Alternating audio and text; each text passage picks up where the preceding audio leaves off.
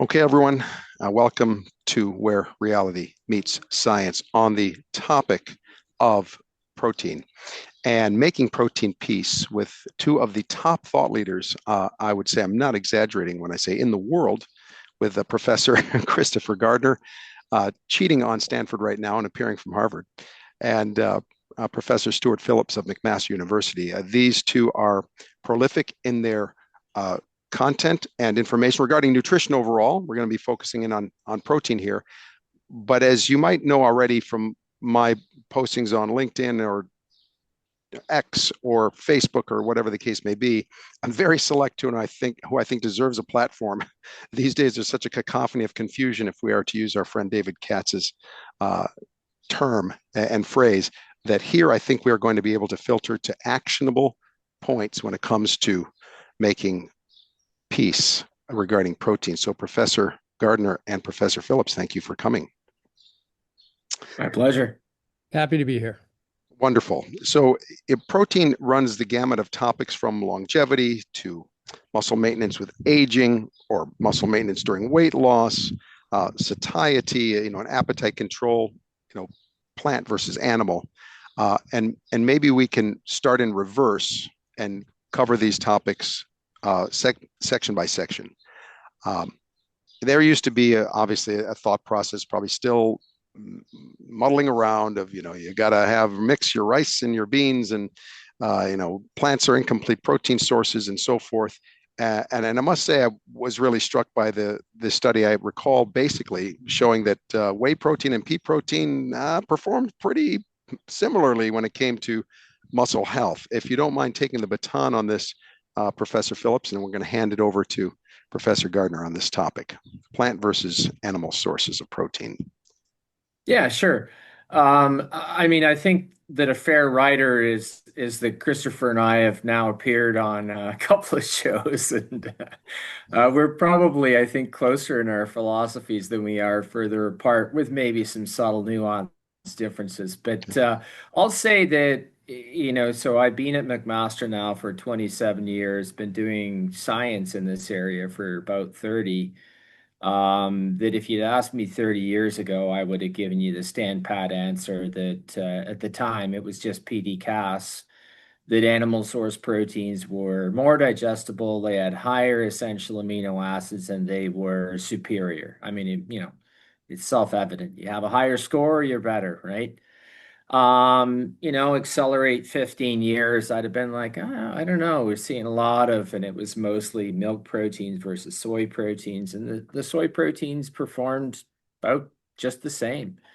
2025, and I don't actually think there's a whole lot of difference. I think the answer does depend on how much protein you consume, because we do have some work that suggests the closer you get to the RDA, a vegan diet for older individuals, so specific niche group, might not cut it. So let's just say is that, when people are consuming protein intakes close to what they consume on a habitual basis, I don't think plant or animal source proteins makes any difference at all. And you mentioned our study around pea protein versus whey protein, and no difference. So yeah, so science evolves, right? And you can't ignore your own data. So I think that's where I'd answer the question.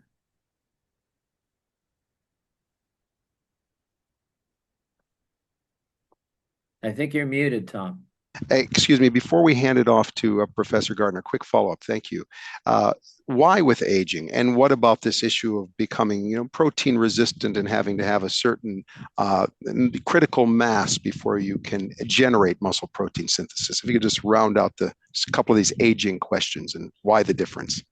Yeah, so I don't think we're 100% clear on what happens with aging exactly. And so pick your favorite theory of aging, and there's probably about 13 mechanisms. But we do know that we can make young people look like older people if we just make them sedentary. So we put them on bed rest, or we immobilize their leg, for example. And I'm talking about their muscle become refractory to protein. So that's part of it. I'm certain of that. But there are probably some other things that happen with aging that are just making tissues and muscle in particular sort of resistant to the effects of protein that would normally stimulate a fairly robust rise in protein synthesis that it just doesn't in older tissues. So the closer you get down to the lower levels of protein and the lower the quality for those individuals, it's going to be a problem.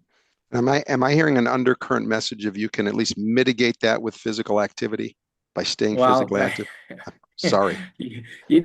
no problem. You didn't get a kinesiology folk on here not to say something about activity being super important. And yeah, I mean, aging happens, but a cornerstone of aging well is to be physically active. So for sure, and have a good diet and probably a few other things. Excellent. Fair enough. Professor Gardner. Wait, which question am I addressing So now? He we're addressed it all. He totally nailed it. I got yeah, nothing left to say. yeah. Well, I mean, yeah, maybe some digging a little bit deeper into the concerns some may have, because we have a lot of very, plant predominant to plant pure audience, and the concerns that they may still be struggling with, and regarding, I know, is what they're eating for protein adequate, and maybe some of the specific sources, practical daily sources. I imagine you might. I love legumes. I'm going to maybe kind of say, can you talk a bit about the wonderful package that like protein comes in with a legume, without not just the protein but everything else, and maybe a way we could redefine protein sources beyond just the amino acid profile. Sure. I wouldn't mind getting back to the rest of the stuff, but this is interesting. If you look at a survey of what Americans eat and what actually our dietary guidelines propose, it's something along the lines of a cup of beans a week. Divide that by 7, and Americans don't get whatever that small amount is. It's incredible how few beans they get, given the global consumption of legumes. And can we pause just for a minute, Tom? Because I think legumes are unappreciated. Most Americans wouldn't even know what that word means. I don't know if Canadians use that word at all. So you'll have to tell me, Stu, but let's just go over this quickly. Legumes is the family overarching name of fresh beans and peas and soy and peanuts and pulses. And pulses is an overall name for chickpeas and lentils and dried peas and dried beans. To the extent that that is such a friggin' mouthful and people don't get it, that when you write papers in the US and you want to say legumes, you can't because people won't understand it. And a funny little highlight here is I just served on the Dietary Guidelines Advisory Committee. We were looking at all foods you eat and all food types. Some of the studies were on beans, some were on legumes, some were on lentils and things like that. And at one point in writing up the Dietary Guidelines Advisory Committee's report, the communications folks said to pull all these together, we're going to call it beans, peas, and lentils. And we said, but some of these studies didn't look at lentils. Yeah, we don't care. We're not going to go through and name every single specific one. We're just going to call them beans, peas, and lentils, and we're never going to call them legumes. So we'll just stop and pause there for a minute, because in the plant world, to summarize why that's important, in general, legumes are 20% protein. In general, grains are 10% protein. In percent, vegetables are even lower in protein. So if you wanted to get a good protein source in the plant world, you should have beans, and beans are going to make you fart. So people are going to be upset that they've got GI issues there. But historically, if you look at all the Asian diet culture focus on soy, tofu, soy milk, and tempeh, that's fascinating. Look at all the hummus in a Mediterranean diet. Look at all the black and refried beans in a Latin American diet. Look at the Indian dals and pulses and lentils in all of their diet. Look at the red, this Ghanaian dish that's a cowpea dish. There are legumes consumed regularly all over the world. And Americans just think, oh my God, maybe I could stomach a tablespoon of beans today, but we don't eat many beans, and that's sad. And that is the best source of protein. When Stu is citing these studies, typically when they have been animal versus plant protein, it hasn't been food so much. Stu, correct me if I'm wrong. Whenever I look at the summary of these studies, I'm usually seeing a whey or a casein versus a pea or a soy. Is that about right? I mean, and that is, the scientific method is to isolate and not to complicate the issue, because the soy is going to come with phytoestrogen, but some of the legumes, oh my God, they're going to come with other things in them. So sometimes to isolate the studies in the physical activity and muscle world, I find it hard to see a study of legumes versus here's a soy protein powder and here's a whey or a casein protein powder. Is that right, Stu? For the most part, yeah, they're way easier to do when you Yeah. isolate the proteins as opposed to having the foods. But stay tuned. We've got some food stuff coming up. Oh, that's excellent. Okay, so Yeah. Tom, now I should keep going on that, or I should turn it back over to Stu. No, let's flex on it a little bit, but let me ask a couple of things regarding the packaging. What all of these beans, peas, and lentils, or lovely legumes, however you like to refer to them, seem to have is a phenomenal fiber to calorie ratio. Yeah. Yes, they provide some flatulence, probably more of a social issue than a medical issue, the magical fruits that make you toot, etc. But that seems to mitigate over time. And is there an adjustment of the gut microbiome that's occurring that's resulting in more accommodation? I mean, I can handle a pretty good amount of beans, and I used to. You can say when I really started to increase and become even more plant predominant, I noticed that, and then I noticed it fade away. Or is it just slipping out of me and I'm not noticing? What's happening with that? Yeah, no, that's for real. And that is, so I do a lot of work with the Sonnenbergs at Stanford. We've been doing a lot of microbiome studies. And fiber feeds the microbes in your gut. If you're not getting enough fiber, the mucus lining of your intestinal tract is similar enough in carbohydrate content that the bugs will eat the inner lining of your intestine. And we think that's part of what's contributing to leaky gut syndrome and inflammation. So yes, fiber as part of the packet is great.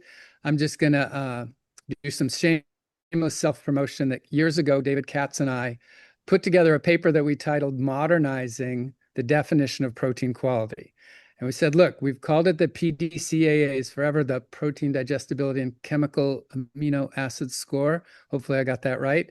And Stu would have to help me if it was DIAS, because now we've moved to a pig model instead of a rat model, as far as I understand.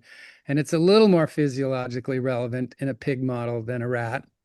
But when David and I wrote this paper, it wasn't so much about amino acid composition and digestibility. It was what else is in the packet. And so when the legumes come with fiber and very low saturated fat and phytochemicals, and the meats, which always score higher for chemical amino acid distribution and for digestibility, come with saturated fat and a lack of fiber.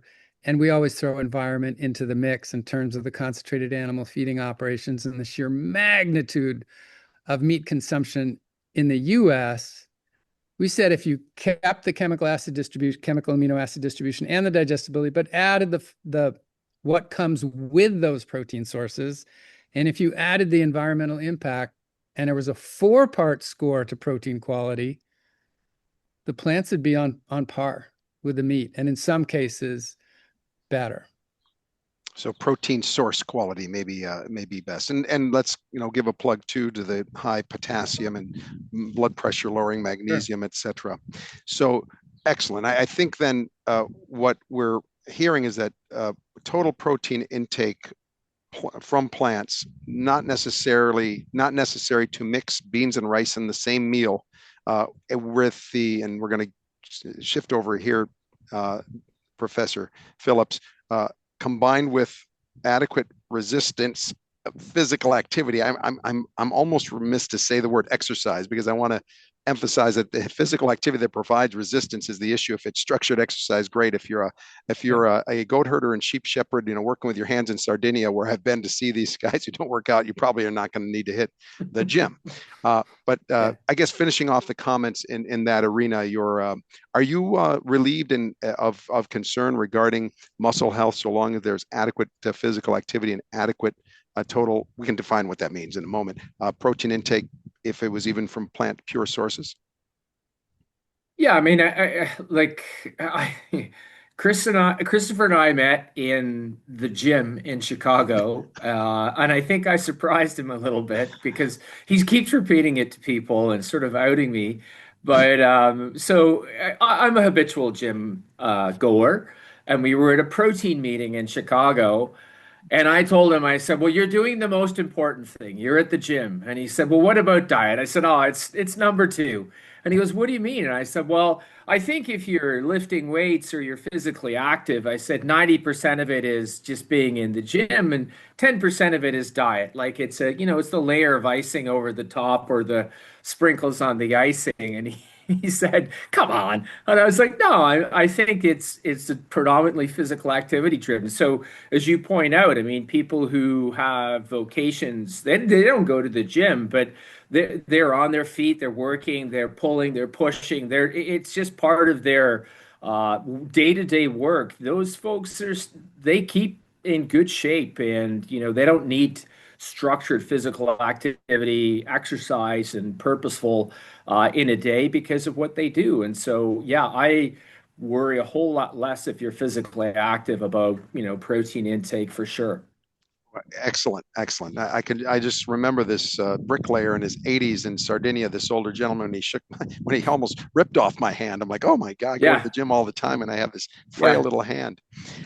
So I guess we've, in a sense, touched on, and maybe if there's any rounding out of the importance of muscle and healthy muscle, physically active muscle. I think we can presume that's the case, but the importance of a active muscle maintenance with aging. What are the risks of the loss of muscle and the deconditioning of muscle over time as it relates to metabolic health, heart attack, stroke risk, diabetes, dementia? Why should we care about the maintaining muscle with aging? Yeah, look, I mean, I think that there's probably several narratives. One that's underappreciated. I mean, muscle is the tissue of locomotion. We get that. So when you lose it faster than you should because of lifestyle choices, inactivity, etc., you put yourself at risk for mobility disability. And we know that one of the cornerstones of healthy aging is to remain physically active and able and mobile, not just physically, but within your community as well. So when your circle and if you like, your life space shrinks, we know that that's associated with poorer outcomes as you age. And so physical mobility is a key part of it. But muscle is a tissue of sort of an intermediary organ that is the largest site of glucose disposal, a large contributor to your resting metabolic rate, a big site of lipid oxidation, and it begins to shrink and atrophy, and you're losing it as you age. And it's not very good metabolic quality. Greater risk for diabetes, greater risk for hyperlipidemia, greater risk for overweight and obesity. And I think then that begins to tie into this concept. And people want to say that there's a direct link. I don't think that there is, but they call it a muscle brain axis, and some people put the gut in there as well because of the microbiome. Maybe there are links that we don't appreciate yet, but certainly your risk for all kinds of neurologic, so dementia related, Alzheimer's, dementia related diseases go up. And so, and I just sort of put a big box around that. And, for lack of a better word, but Frank Booth coined the idea of, sedentary death syndrome is that, the less you do, the poorer all of these intermediary organs like muscle behave. And that has an influence on your brain and cognition. So I think that it's pretty self-evident that the more physically active we are, for sure, that's a pretty big deal. And my world is a muscle-centric world, so I'm probably pretty biased in how I look at things. I think it was Kim Eagle from University of Michigan that thought there was a level of ridiculosity to requiring a sedentary person to go through a stress test in order to recommend exercise. And his statement was, maybe we should be having people that refuse to exercise go through the stress test to make sure continuing to sit is safe. And Yes, it might be yes, just as logical or more logical. yeah. Credit to Dr. Eagle. Mhm. Okay, so as we are approaching this concept of muscle maintenance with aging, I guess I have one question before we segue into the mitigation of muscle loss and how much might be acceptable during weight loss. But before, is there any acceleration of muscle loss that could occur in the early postmenopausal era I should say, a segment of life that we might be able to specifically comment on and provide any thoughts regarding. I don't mean to put you on the spot because this wasn't a question I sent to you guys ahead of time, but I don't want to call it aging, but it's a transition point in life that is of high interest to a lot of our listeners. And is this a la Stacy Sims, who's been making that case very strongly recently?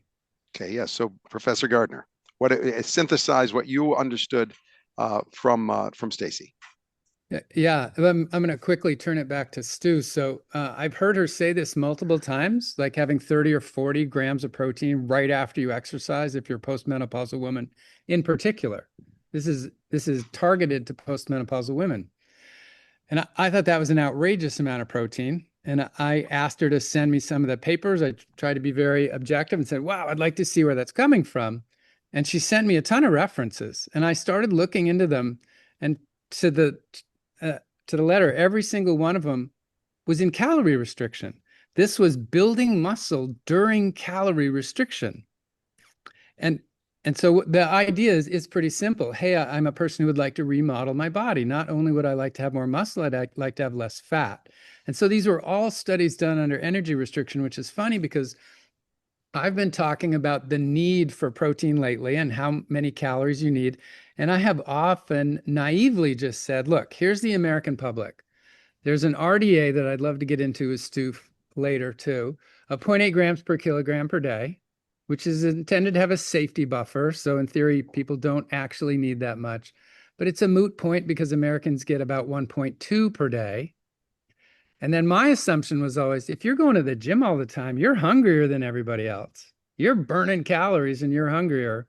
So I assume if the average American's getting 1.2 grams per day per kilogram body weight, then the athletes are getting more than that. And I can draw on my experience with a Stanford football player who's getting 3 grams per kilogram per day because he was eating 5,000 to 6,000 calories a day because of his workouts. So this really threw me for a loop that what Stacy was talking about was people building muscle while they were losing weight and restricting calories, which to me, I don't know how common that is. When I see students that are recreational athletes going to the gym, I think that's what they've been doing for 5 years. They lift a certain amount. They kind of expect to lift that same amount. If they lifted less, they would think, wow, this is terrible. I'm now getting weaker going to the gym, but really they're just trying to maintain, not build muscle. And I don't think most of them are restricting calories while they're doing that. So that feels like a very separate question, is to build muscle while losing fat on a calorie restricted diet.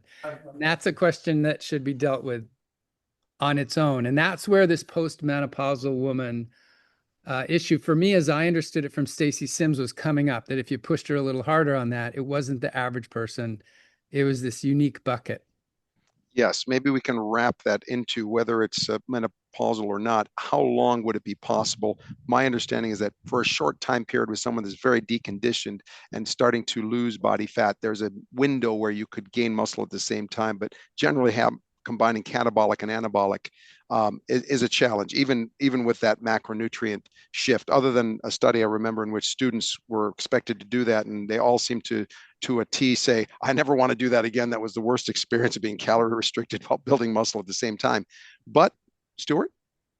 You can do it. Athletes do it fairly often. We did a 28-day trial. We put these guys in a 40% energy deficit. So, GLP-1 like. It was your study. That's right. Yeah, and they gained about a kilo and it was, I'm pretty sure it was close to muscle as we can get. We used a 4-compartment model, but it was a compressed Minnesota starvation experiment. All that these guys talked about at the end of 28 days was food, and yeah, it was diabolical. So, I mean, I think in answer to it really was. A lot of people, we published that, and people go, "Why didn't you go longer?" And I said, "Well." I was taking the muscle biopsies from these guys. We measured muscle fiber area, and I said we didn't go any longer because I wanted to survive because they were ready to kill me at the end of it. So, yeah, like I'll say this is that I think during the menopausal transition, this sort of zone of chaos happens with women. Their sleep is thrown off. Like everything, just everything. Your brain fog and everything goes haywire. Women gain some fat during that phase, so their body weight goes up. They're worried about muscle loss because they're being told that this is an issue. It's accelerated during menopause. For the record, it is not accelerated during estrogen loss, does not have anything to do with muscle loss. The entire perimenopausal period lasts about a decade, so it's normal age-related muscle loss that happens if you give women hormones back. You don't rescue muscle mass. You rescue bone. That's awesome, but you don't do anything to muscle. The number one, and by far, when I say this, number one stimulus for hanging on to muscle in that period is resistance exercise, so loading the muscle. So the recommendation to continuously eat more protein, particularly in an energy deficit, is actually all you're doing is providing fuel. It gets burned. And so until you begin to give the muscle a stimulus, which is a reason for the muscle to take up amino acids. So, you can talk about large quantities of protein, and I would agree you probably need more, but 30, 40, and sometimes I've heard 60 grams of protein. It's ridiculous because it's actually weightlifting that gets you to hang on to the muscle, not the protein. Excellent. So let's now shift into probably the more typical experience, which is, well, with weight gain, there's some muscle gain too. I mean, if someone is going to be 50 pounds heavier, then probably will gain some quad strength and so losing muscle. Not that it's not wonderful to hear that it's possible in diabolical scenarios to gain muscle and lose fat at the same time. Quality of muscle versus quantity, and is ultimately it okay, so long as you're staying physically active, you got stamina, and et cetera, to lose some muscle mass during healthy body fat reduction, where we typically will still see improvements in insulin sensitivity so long as that physical activity is there, et cetera. Comments on that, Stuart? Yeah, I mean, Forbes rule, right? The old-fashioned way of losing, just restricting energy would say for every pound you lose, three-quarters of it or approximately is adipose tissue, and the other quarter is lean mass. Everybody says, "Oh, that's muscle," and so some of it is muscle, probably about half. Um, and that's fine. That's a normal consequence of weight loss. And if you did some weightlifting, you could probably minimize that to the extent that you might not lose much muscle at all. I think that the lifting and the moving and everything improves the quality of the muscle, just simple, flat out. And I suppose that, where this is heading, of course, is now in a world of GLP-1s. We've got people losing weight at a rate that is way, faster than people have lost weight on diets, with the exception of the very low calorie diet type experiments. And we know from those, and we know from bariatric surgery that people lose proportionately more skeletal muscle. And whether that's an issue is still up for debate. I don't think we have the data, but yeah, it's an important point. So to you, Christopher, there's an issue we deal with in metabolic health programs and weight management, of protein not just playing a role in terms of, maybe we could make the case, the calorie you'd want to decrease the least, and certainly, I mean, refined carbohydrates, saturated fat, all of that wonderful high priorities for reduction, but not only in terms of muscle maintenance, obviously with movement being of primacy, but let's say we even respect that 10-15%. But some of it having to do with satiety. I mean, whether it's satiety in terms of that's just what I like, and therefore I'll be less likely to dig in, to stop by the 7-Eleven and grab that carrot cake on the way home, or whatever the case may be. There is a role that we're finding, particularly with fiber combined. We have to remind the patients, it's the fiber. If you're adding up protein and fiber together, it can't just be, protein heavy, fiber low, but at least giving some semblance of recognition to the concept of protein in terms of satiety. And I'll just recall the Omniart trial, which is of Frank Sachs and Larry Appel, in which they took the standard DASH with 15% protein and 60% carbs and 25% fat, and they did a shift. They added the from carbs 60 to 50, and then they threw the 10% either to fat, going from 25 to 35, or to protein from 15 to 25, trying to enlarge at least half on, I'm sorry, legumes or beans, or lentils, and peas. So there was a significant fraction of it that was coming from plants, and then they tried to obviously optimize fish as the flesh of choice, et cetera, et cetera. And finding those subjects, they tried to be a weight neutral study, but they were struggling with having many of them finish what they were eating without uncovering what the study was all about. You know, they were spontaneously losing weight, and the dietitians were having to say, no, you got to finish everything you're eating. Like, why? This is great. I'm full. Shouldn't I stop when I'm comfortably full? Like, no. You got to finish everything you're eating. This is crazy. What kind of diet study is this? Um, at least some degree during that weight loss phase of and your experience with diet fits and everything else that you've done, and obviously we want you to comment on this, Stuart, as well, the separate satiety factor. I mean, if somebody can, and maybe we're getting into a controversial area, control total calorie intake better with a higher protein intake, where we're seeing some, well, higher protein though reduces longevity, but calorie reduction enhances longevity, and now we're kind of stuck in this balancing act. Wouldn't the key thing be to try to reduce non-essential calories as much as reasonably possible? And if protein, whether from a bean, lentil, pea, or fish or whatever, can help with that, and somebody controlling their, their hunger hormones, is that not a reasonable, beyond muscle, case to be made for whatever the source for protein? Yeah, sure. So let's start here, and I'm sure Stu will elaborate. But I think the world has often put forth this formula that protein is the most satiating, and then carbs and fats come afterward.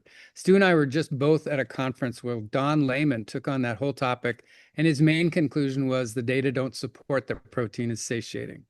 So part of that equation is the people who are eating more protein are typically eliminating their refined grains and added sugar. So is it the protein that's satiating, or the lack or the removal of refined grains and added sugar? So, the other thing that you could replace those with is fat. So fat is satiating because of a delayed gastric emptying. Carbs are satiating because of the fiber that retains the water. Protein is satiating because it's replacing some other things. No one eats just protein or just carbs or just fats unless it's a very contrived situation. So those data aren't really out there, especially after listening to Don Layman give this presentation just a short time ago. Let me bring in my trial experience from this, and I'll bring in somebody else's trial after. Actually, let me start with pounds lost, and then I will move to our trial. So pounds lost was a weight loss trial, biggest ever, 800 people, Harvard and Pennington, top researchers, brilliant study design, 2 levels of protein, 15 and 25% of calories. That's because most people fall into about the 20% range. So 15 low, 25 high. They had 2 levels of fat, 20% and 40%. And when you do that in 4 groups, you end up with 4 levels of carbs, 65, 55, 45, and 35. The design was elegant from a weight loss perspective to see if high or low, fat or carb or protein would make a difference. So here's a kicker: is at the end of the 2 years, the group assigned to 15% protein was eating 20%.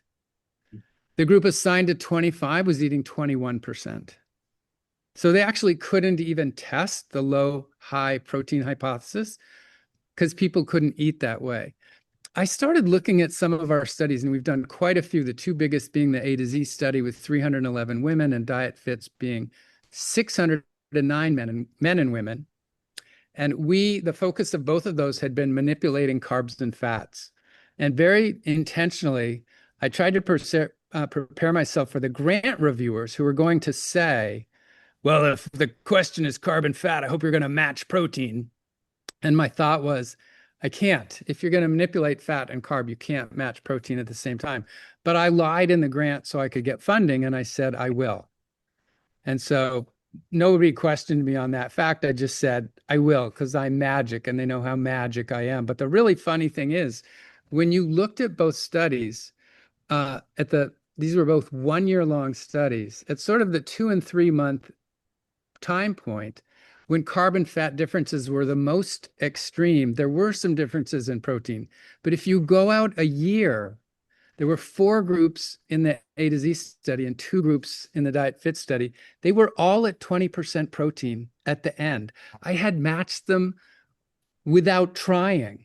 And I actually still in those studies maintained significant carbon fat differences.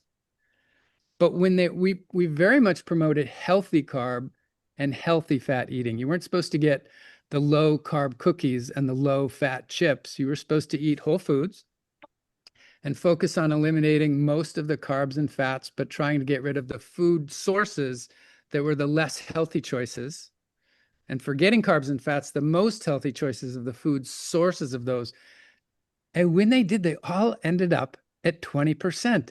And I looked at this Diet Fit study, and I looked at our A to C study, and I looked at the Diet Fit study, and all together, that's like 15,000 people, whatever. No, 15. Anyway, it's a lot of people that ended up at the same level of protein while they were manipulating carbs and fats, which says something about long-term adherence to these and kind of ties into this Australian theory of the protein leverage hypothesis. So I'm not a fan of protein satiety.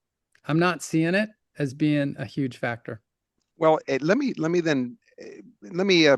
push on this then, because there's a logic string that I can see here, and it maybe has to do with the not the fraction or the relative, but the total amount, and why Omniart, these subjects were coming back satiated is because maybe they were hitting that 20% point, and at 25 they were just feeling too full, and they were satiated. So I'm not sure if it's in the mix of it, maybe it was the reduced refined carbs and everything else. And yet in all of that, it seems to be a logic string consistent with what you're saying, that when they push them up to 25%, they wanted to stop at 20 and some absolute amount threshold that may have been hit that can in reverse explain the 20%, not as a relative amount, but maybe as a total. So I don't know. I have to think through this, but thank you. Amazing food for thought. No question about it.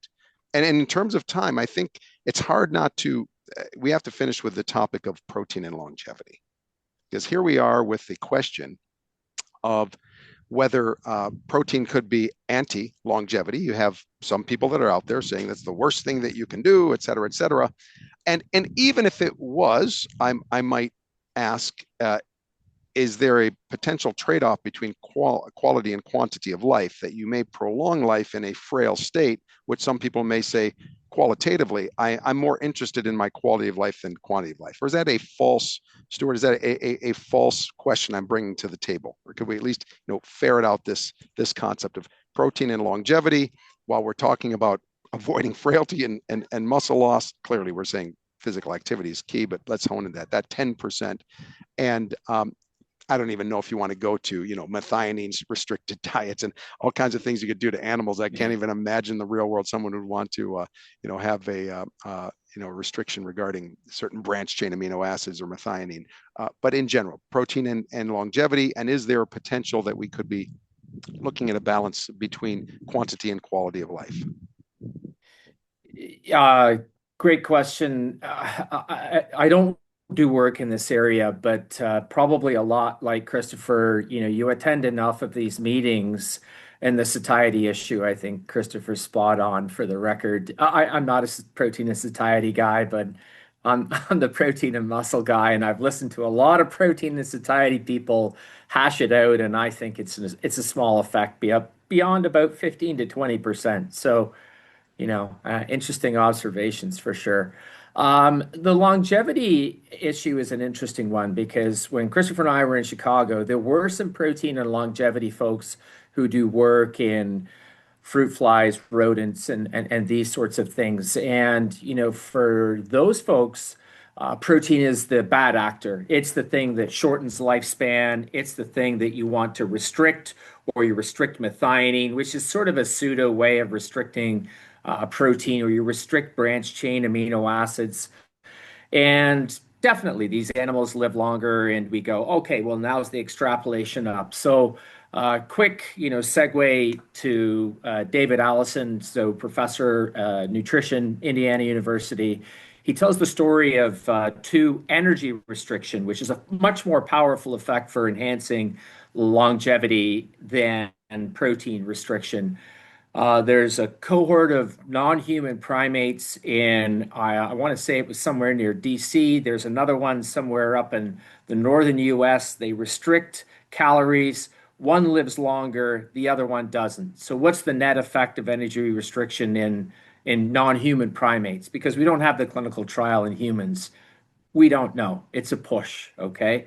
So then we have to rely on observational data in humans to sort of say, is there data to suggest that people who eat lower protein live longer or live with less disease? And I think the answer to that is it's decidedly mixed. You can find answers that say yes, some that say no, some that say plant-based protein is actually beneficial as opposed to animal-based protein, some that are neutral.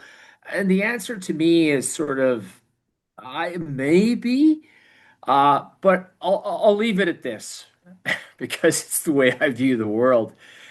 If you give the amino acids somewhere to go that isn't just hanging around and basically messing up, I'll call it intermediary metabolism.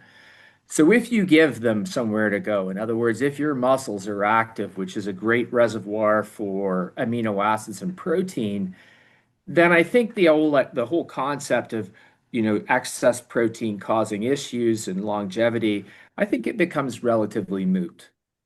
And so I'm not sure it's the sort of too much protein makes you live shorter or more at physical activity allows you to live longer. I don't know whether that's the case.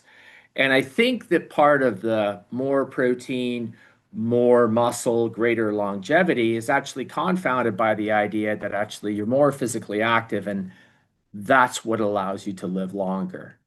So I don't know that it's a protein issue, but there's lots now of these what we call Mendelian randomization trials around things like higher protein and branch chains that show a sometimes causative and sometimes non-causative effect of high branch chains and amino acids on longevity. So I think that the picture in humans is because we're far more complex, plus we're an outbred species, so we don't look like the rats in a cage. And I'm not sure whether protein shortens lifespan at all in humans, but I sure know that physical activity or its lack does. So maybe you can't pull the two apart. Well, why is that Smashing Pumpkins song? Despite all my rage, I'm still just a rat in a cage coming into my head. Good reference. Good reference. Last word, Professor Gardner. Yeah. So I'm at Harvard right now, the home of the Nurses' Health Study, where they observe hundreds of thousands of people for 40 years. We could ask your listeners who wants to volunteer to eat a high or low protein diet for the next 60 years to see which ones of them die. And as Sue said, that study will never be done. So in that case, you have to rely on observational epidemiology. And what they've done here over the last 5 or 10 years is look at associations of protein level with longevity, and they don't see much of a difference at different protein levels. Where they see it is if it's more plant protein, they have more longevity, and if it's more animal protein, they die earlier of various causes. Now, as Stu's saying, how do you know that's the protein and not the saturated fat or the difference in fiber or the exercises versus not?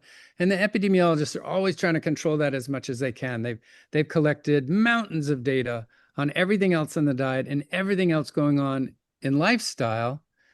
And those data are as only good as the accuracy that you have in collecting them. And that's never perfect for someone if you're following them for 40 years. How can you possibly know everything they did for 40 years? So with the data they've collected, that's their main conclusion, is that protein itself isn't associated with longevity, but animal versus plant is.